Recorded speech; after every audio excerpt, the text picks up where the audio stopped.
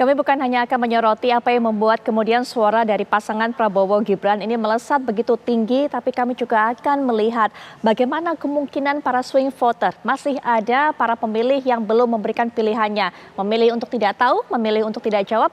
Berapa besar kemungkinan mereka ini akan memilih salah satu dari 3 pasang capres-cawapres, dan kira-kira siapa yang dituju? Lalu adakah migrasi suara di antara 3 pasang capres-cawapres ini?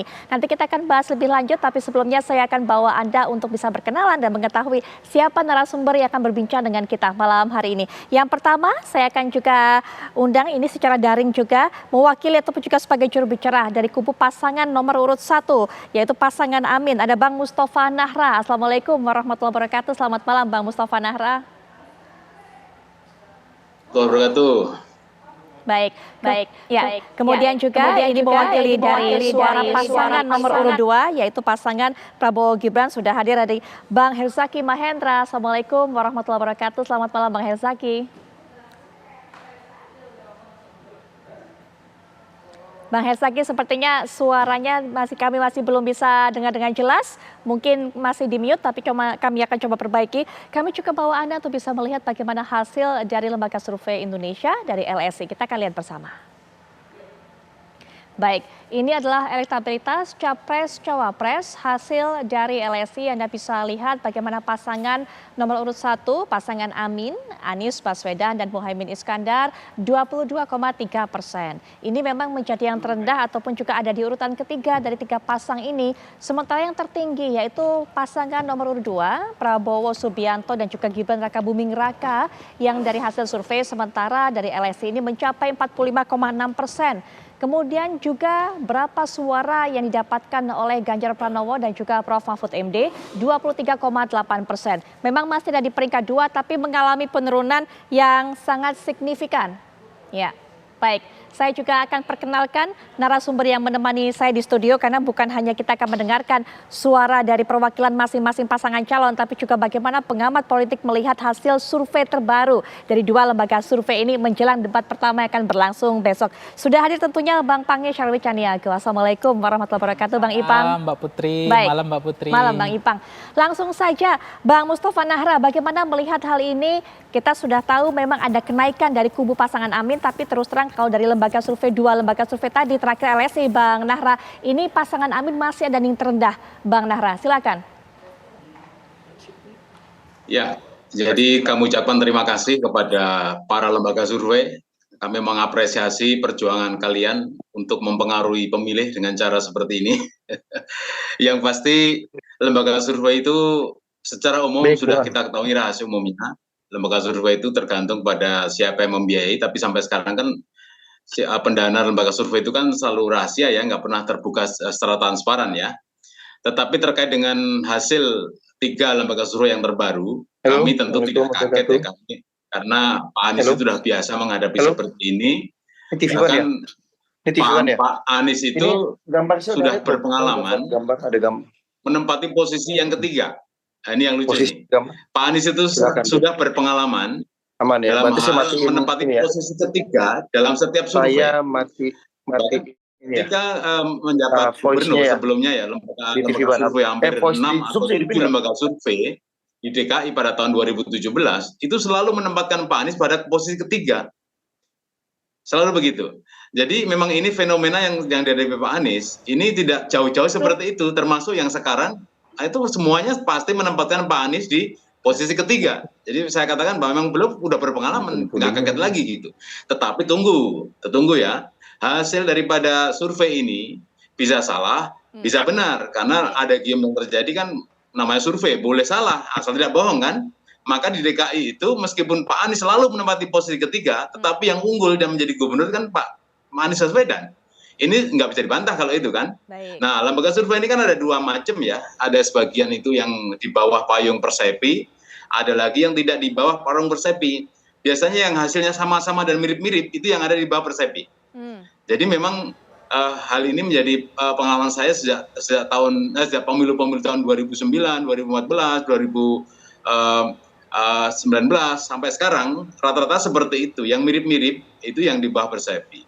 Dan kita nggak perlu kaget, nggak perlu nangis, nggak perlu sedih. Ya memang seperti itulah lembaga survei. Baik. Memang lembaga survei bekerja untuk dalam rangka adalah mempengaruhi, menggiring dan seterusnya. Jadi kalaupun ada yang mengatakan, loh kok Anies kok selalu nomor 3, biarin aja. Karena memang kita sudah hafal, sudah menebak, bahkan turun ke Gerung sudah nebak kok. Anies itu akan ditempatin di 17%. Loh, itu terbukti sekarang kan. Sekitar itu 17, 19, 20, sekitar itu aja. Selalu begitu. Tapi soal pemenangnya nanti ya kita bisa berkaca pada DKI. Baik, Bang Nahra mengatakan bahwa itu hanyalah sebatas hasil dari lembaga survei yang memang kita tahu mungkin akan berbeda. Kalau Bang Nahra sih bilangnya yakin, bukan hanya mungkin, tapi yakin akan berbeda hasilnya pada saat nanti hasil dari pemilu ataupun juga Pilpres 2024. Bang Herzaki melihat kemudian pasangan Prabowo dan Gibran ini melesat ada di puncak, bukan hanya konsisten, tapi pertambahan angkanya juga cukup signifikan. Bang Herzaki, melihatnya seperti apa? Ya, pertama tentu kami ingin menyampaikan bersyukur ya, alhamdulillah. Berarti melalui berbagai hasil lembaga survei ini menunjukkan kerja-kerja elektoral yang dilakukan oleh Pak Prabowo, Mas Gibran maupun semua tim, baik TKN, TKD, para relawan, simpatisan dimanapun berada ini berada di jalur yang tepat, mendapat respon yang sangat positif dari publik. Nah, tentu kami juga sangat menghormati dan mengapresiasi bagaimanapun lembaga survei ini kan memiliki metodologi tersendiri yang terbukti secara ilmiah. Ya, sehingga bagi kami apapun hasilnya dari berbagai pihak, pada saat kami rendah, saat kami tidak baik, ya kami juga mengapresiasi itu gitu. Nah, bagaimanapun ada prinsip yang kami selalu diajarkan juga. Hasil survei itu bagaimanapun ada potret hari ini. Ya, setinggi-tingginya hasil survei kami, tentu ini menjadi suatu bentuk apresiasi atau penghargaan dari masyarakat kepada kami. Ya, ada harapan yang besar agar Pak Prabowo dan Mas Gibran bisa menang dan membawa program-program yang kami canangkan, yang kami sampaikan kepada publik seperti makan siang gratis, minum susu gratis, pemberian nutrisi untuk ibu hamil, pekerjaan ya yang mudah, lapangan pekerjaan yang mudah buat anak-anak muda misalnya, lalu penyediaan rumah murah gitu ya dan terjangkau. Dan berbagai program-program signifikan lainnya ini mendapat respon yang sangat positif. Tapi lagi-lagi ya, saya masih ingat juga nih ditekankan oleh Ketua Umum saya, Mas AHY misalnya. Nah, kalau hasil survei baik, kita bersyukur, tapi tidak boleh terlena. Tetap fokus, kerja keras ya, dekat terus dengan rakyat ya. Begitu juga Pak Prabowo menyampaikan hal yang serupa. Hasil survei baik ya, kita alhamdulillah, tapi tidak perlu terlena, tetap lakukan saja kerja-kerja nyata yang bermanfaat untuk rakyat.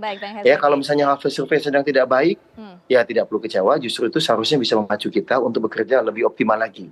Itu saja yang bisa kami sampaikan di awal. Nah, tadi kita sudah tayangkan bagaimana hasil survei dari LSI, Lembaga Survei Indonesia, turut bergabung juga dalam perbincangan ini Pak Jayadi Hanan dari LSI. Assalamualaikum warahmatullahi wabarakatuh. Selamat malam Pak Jayadi Hanan. Waalaikumsalam Mbak Putri. Baik. Terima kasih.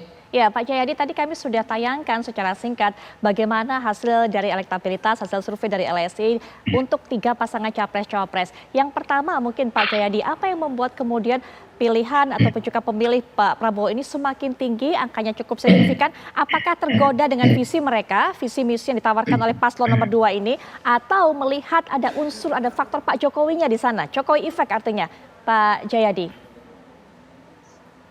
Iya, jadi di survei itu juga kami tampilkan analisis soal perpindahan suara ya. Kalau sebelum Oktober atau sebelum September itu kebanyakan pemilih Pak Jokowi itu masih di Pak Ganjar. Udah masih di Pak Ganjar ya. Pada Desember kali ini sebagian besar pemilih Pak Jokowi terutama yang non PDIP itu sudah pindah ke Ganjar gitu. Jadi itu di satu sisi. Di sisi lain ada perpindahan suara dari ini. Ya, dengar suaranya. Halo? Ya, maaf. Ya, sepertinya masih ada kendala komunikasi, tapi kami bisa mendengar suara Pak Jayadi. Tapi mungkin kami akan terus perbaiki karena sepertinya masih ada benturan antara suara narsum satu dengan suara narsum lain. Termasuk nanti setelah jeda kita akan dengarkan suara Bang Ipang. Kami akan segera kembali saat lagi.